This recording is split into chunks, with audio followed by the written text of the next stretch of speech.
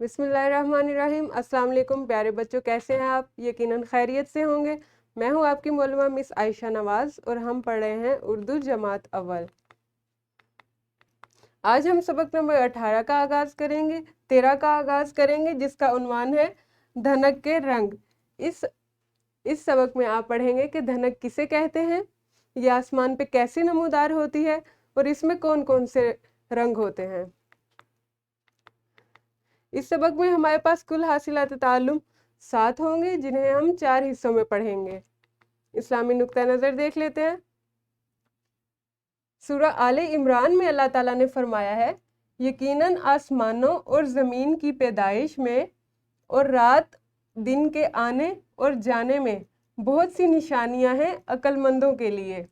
इसका क्या मतलब है प्यारे बच्चों? इसका ये मतलब है कि अल्लाह ताला ने आसमानों और ज़मीनों में जो कुछ भी पैदा किया है, यानी ज़मीन पर आप जो कुछ भी देखते हैं जो अल्लाह ताला की तख्लीकात हैं, और आसमान पर आपको जो भी नज़र आता है, चाँद सितारे और बहुत सारी चीज़ें, उन सब में अल्लाह ताला की कुदरत की निशानियां हैं।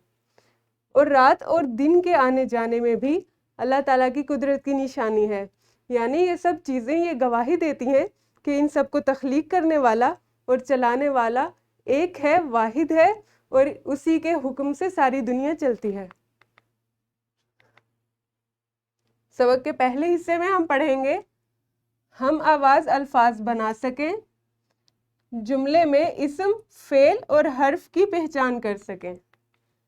सबक के दूसरे हिस्से में हम पढ़ेंगे 2 से 3 अरकान वाले अल्फाज इस्तेमाल करते हुए आसान जुमले लिख सकें।